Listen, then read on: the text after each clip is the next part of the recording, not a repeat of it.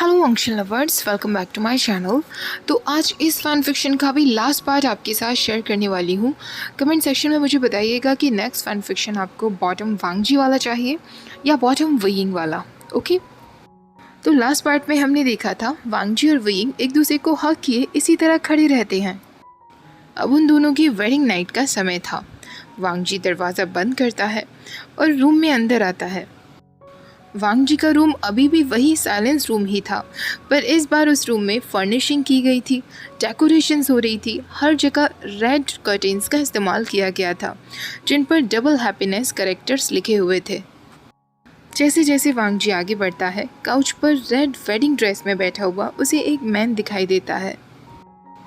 ये वही पर्सन था जो पहले बहुत केयरलेस हुआ करता था। वांगजी जैसे जैसे उसकी तरफ आगे बढ़ता है, वो पर्सन धीरे धीरे अपना फेस ऊपर उठाता है और जैसे कि उससे और ज़्यादा इंतज़ार नहीं हो रहा था, वो सडनली वांगजी की तरफ भाग कर आता है। वांगजी भी उसे तुरंत हक कर लेता है।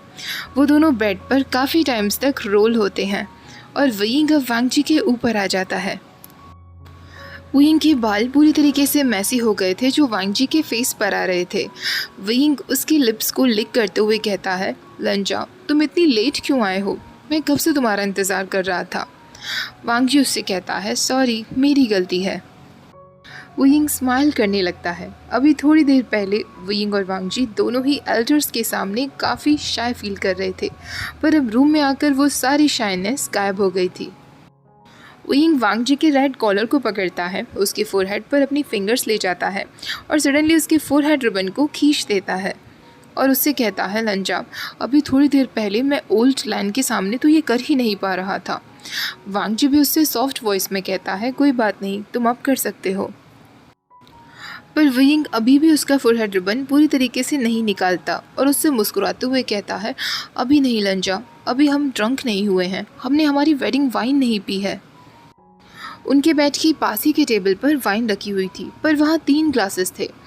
वेइंग अपना हाथ आगे बढ़ाकर वाइन के ग्लास उठाता है और स्मेल करता है और वो वांगजी को एक ग्लास दे देता है। वांगजी उस ग्लास को पकड़ता है तो उसमें वाइन नहीं थी बल्कि टी थी। वेइंग उसकी तरफ ब्लिंक करते हुए कहता है, अगर तुम ड्रंक हो जाओगे तो मैं बोर हो जाऊंगा। आज की ये रात हमारे लिए बहुत वैल्यूएबल है लंजा, मनी से भी ज़्यादा वैल्यूएबल। वेइंग अपनी वाइन के साथ और वांगजी अपनी टी के साथ दोनों साथ में चीयर्स करते हैं। अब वांगजी वेइंग को ही देखता रहता है और स्लोली स्लोली उसकी बेल्ट निकालता है और दूसरे हाथ से उसके कॉलर को खींचता है। इससे पहले कि वेइंग कुछ रिएक्ट करता, आधे से ज़्यादा उसकी ड्रेस पूरी तरीके से निकाली जा चुकी थी। तभी अचानक वेइंग वांगजी के हाथ को पकड़ते हुए कहता है, वेट लंजा, तुम इतने डेस्परेट क्यों हो रहे हो? अभी तक हमने हमारी वाइन भी फिनिश नहीं की है। वांगजी थोड़ा सा डिससेटिस्फाइड दिखता है, पर वो वेइंग की इस बात पर सच में रुक जाता है। वेइंग भी स्माइल करने लगता है और तुरंत वांगजी के कपड़ों को खोलने लगता है। देखते ही देखते वांगजी की वाइट चेस्ट पूरी तरीके से क्लियरली विजिबल हो रही थी। अब वो उस तीसरे ग्लास को उठाता है जिसमें वाइन थी, जिसे किसी ने भी नहीं पिया था। वो वांगजी से कहता है, लंजा, तुम्हारी तरफ से मैं ही इस वाइन को पी लेता हूँ। और उसके बाद वो उस ग्लास से वाइन नहीं पीता, बल्कि वो वांगजी की पूरी बॉडी पर उस वाइन को फैला देता है। कोल्ड वाइन की वजह से वांगजी को अपनी चेस्ट पर थोड़ा ठंडा फील होता है और वो एक वार्निंग वॉइस में वेइंग का नाम लेता है, पर वेइंग तुरंत अपनी टंग बाहर निकालता है और उसकी चेस्ट से सारी वाइन को लिक करने लगता है। वेइंग की इन एक्शंस की वजह से वांगजी की पूरी बॉडी ट्रैम्बल करने लगी थी। वेइंग पूरी तरीके से वाइन लिक करने के बाद वांगजी से कहता है, हाउ गुंजन, तुम इतने ब्यूटीफुल हो, मैं तुम्हें खा जाना चाहता हूँ। उसी वक्त वांगजी अब वेइंग को अपने नीचे लिटा देता है, उसके दोनों हाथ और पैरों को जकड़ लेता है और अपने फोरहेड रिबन को कम्प्लीटली निकाल देता है। लैन चिरान ने कुछ समय पहले खुद उन दोनों की वेडिंग सेरेमनी के लिए अग्री कर दिया था। वेइंग उसकी नज़रों में अभी भी अनरूली था और ऐसा इंसान था जो रूल्स को फॉलो नहीं करता, पर उसे इस बात की भी परवाह थी कि अगर उन दोनों की शादी नहीं कराई गई तो लैन एंसेस्टर्स के सामने या पूरी दुनिया के सामने उन दोनों की रिलेशनशिप अनक्लियर रहती। इस तरीके से लैन एंसेस्टर हॉल में उन दोनों की शादी के बाद वेवुशियन का नाम भी लैन फैमिली में लिखवा दिया गया था। वुयिंग और वांग जी को जब ये बात पता चली थी कि लैन फैमिली उनके लिए एक वेडिंग सेरेमनी होल्ड कर रही है, उन दोनों के रिएक्शन एकदम डिफरेंट थे। स्पेशली जब वुयिंग को पता चला कि लैन फैमिली में एक रूल होता है, शादी के 3 महीने पहले ब्राइड और ब्राइड ग्रूम एक दूसरे से नहीं मिलते। वुयिंग इस बात पर वांग जी से कहता है, लंजा, तुम्हारे अंकल को शायद नहीं पता है कि हम दोनों काफ़ी समय पहले ऑलरेडी ये तीनों वर्शिप कर चुके हैं। हमें क्या फ़र्क पड़ता है, इन रूल्स को फॉलो करना ज़रूरी है क्या? वांग जी उससे कहता है, फिर मैं अंकल से कह देता हूँ कि सेरेमनी की कोई ज़रूरत नहीं। वुयिंग तुरंत उससे कहता है, बिल्कुल नहीं लंजा, तुम्हारे अंकल इतनी मुश्किल से तो हमारी वेडिंग सेरेमनी के लिए माने हैं और हमारे लिए इतने काइंड हैं, तो हम इस काइंडनेस को एक्सेप्ट कर सकते हैं ना। 3 महीने एक दूसरे से दूर रहना उन दोनों के लिए ही बहुत डिफ़िकल्ट था। वुयिंग ने पहला महीना लोटस कोव में बिताया था। सेकंड मंथ उसके लिए काफ़ी ज़्यादा डिफ़िकल्ट हो गया था। फाइनली जब थर्ड मंथ में केवल 2 महीने ही बचे थे, वुयिंग लोटस कोव से गायब हो जाता है और रात के समय क्लाउड असेस पहुंच जाता है। इससे पहले कि वो साइलेंस रूम पहुंच पाता, उसका सामना वांग जी से हो जाता है, जो रात को पेट्रोलिंग पर निकला हुआ था। दोनों एक दूसरे को देखकर काफ़ी शॉक थे। वुयिंग उसके पास जाकर प्यार भरी नज़रों से कहता है, हम गुंजन, हम दोनों 50 साल से नहीं मिले हैं। तुम्हारे बिना एक दिन मुझे 3 साल जैसा लग रहा था। वांग जी वुयिंग को उस दिन भी अपने रूम में छुपा कर रखना चाहता था, लेकिन वो साइलेंस रूम जा ही रहे थे तभी वो लैन चुरैन की नज़रों में आ जाते हैं। उन दोनों को बहुत अच्छी खासी डांट पड़ती है और दोनों को ही घुटनों पर एंसेस्टर हॉल के सामने बिठा दिया जाता है। दोनों जब घुटनों पर बैठे हुए थे, वुयिंग अचानक से हंसने लगता है। वांग जी उससे पूछता है, क्या हुआ? तो वुयिंग कहता है, कुछ नहीं, कभी कभी मुझे लगता है कि तुम्हारे अंकल बहुत क्यूट हैं। वांग जी उससे कहता है, फिर फ्यूचर में तुम उनके साथ कभी आर्ग्यूमेंट मत करना। वुयिंग कहता है, हाँ बिल्कुल, बस तुम्हें ज़िंदगी भर मुझे बहुत अच्छे से ट्रीट करना होगा। दोनों ये सारी बातें सोच ही रहे थे, तभी वांग जी अचानक वुयिंग के चेस्ट पर बाइट कर लेता है। वुयिंग उससे कहता है, लंजा, ये क्या कर रहे हो? इतनी ज़ोर से कौन बाइट करता है? वांग जी नहीं रुकता। वुयिंग उसके शोल्डर्स पर पैट करते हुए कहता है, लंजा, क्या तुम्हारे पास वो है? वांग जी उससे पूछता है, क्या? तो वुयिंग कहता है, जब किसी वुमेन की शादी होती है तो उनकी ब्राइडल चैम्बर में वो रखा जाता है।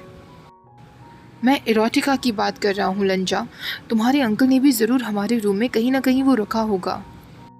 वुयिंग तुरंत साइलेंस रूम में इरोटिका के लिए ढूंढने लगता है, पर ऑफ कोर्स लैन चुरैन द्वारा साइलेंस रूम में इस तरीके की चीज़ रखवाना इम्पॉसिबल था, तो वुयिंग को सर्च करके भी कुछ नहीं मिलता।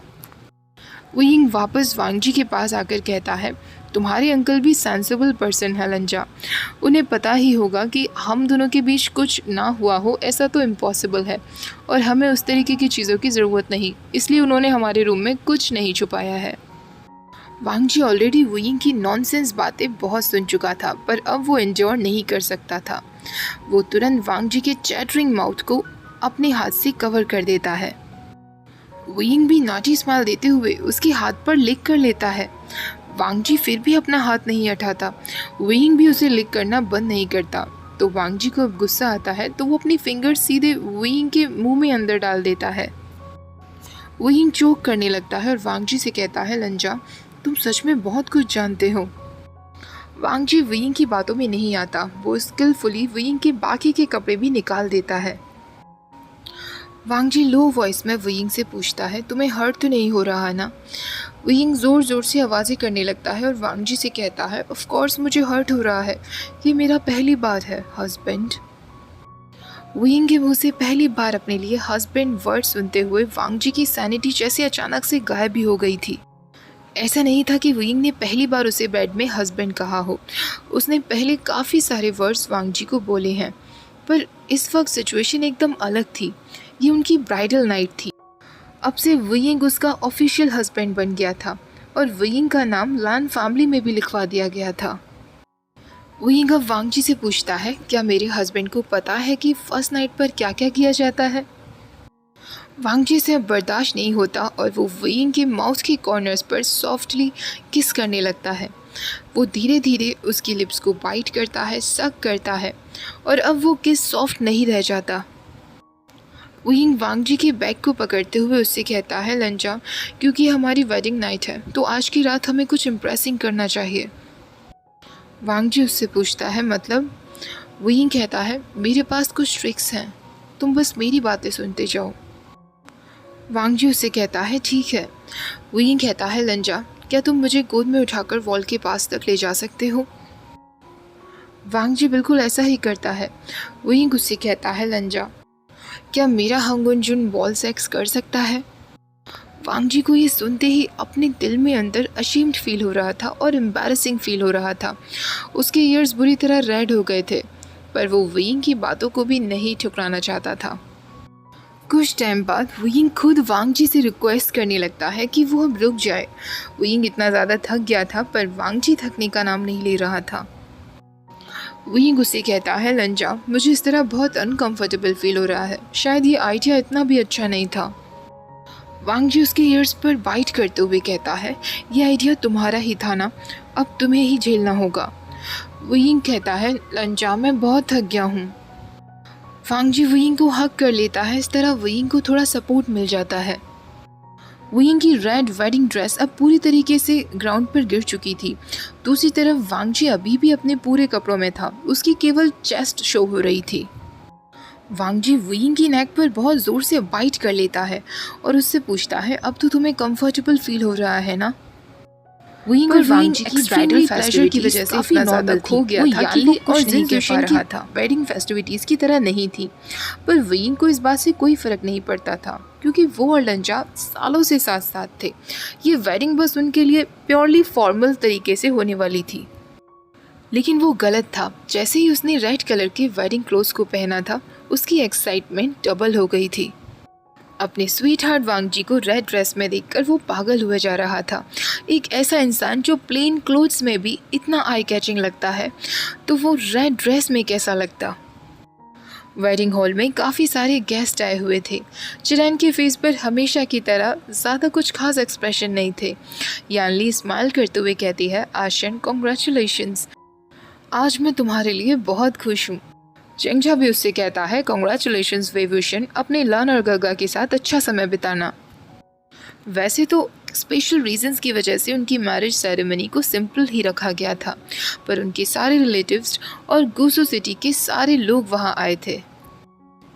उन सब के सामने वांग जी विंग की तरफ अपना हाथ आगे बढ़ाता है और वो दोनों हाथों में हाथ दिए वेडिंग हॉल में एंटर करते हैं, जहाँ सबकी नज़रें सिर्फ उन दोनों पर ही थी, क्योंकि उन दोनों के ही पेरेंट्स मर चुके थे। केवल लैन चिरैन उनके सामने बैठा हुआ था। अपने अनस्माइलिंग एल्डर के सामने बैठकर वो दोनों बाउ डाउन करते हैं और फाइनली अपने सारे वर्शिप्स को कंप्लीट करते हैं। ओके गाइस, तो इसी के साथ ये पार्ट और ये फ़ैन फिक्शन हमारा ख़त्म हो जाता है। आई होप आप लोगों को ये फ़ैन फिक्शन पसंद आया होगा। आज का वीडियो भी अगर आपको अच्छा लगा है तो प्लीज़ वीडियो को लाइक ज़रूर करिए, शेयर ज़रूर करिए, और वीडियो की शुरुआत में जो मैंने क्वेश्चन पूछा था उसका आंसर कमेंट में ज़रूर करिएगा। ओके, तो मिलते हैं एक नई वीडियो में नए फ़ैन फिक्शन के साथ। तब तक के लिए tata, bye bye, thank you for watching.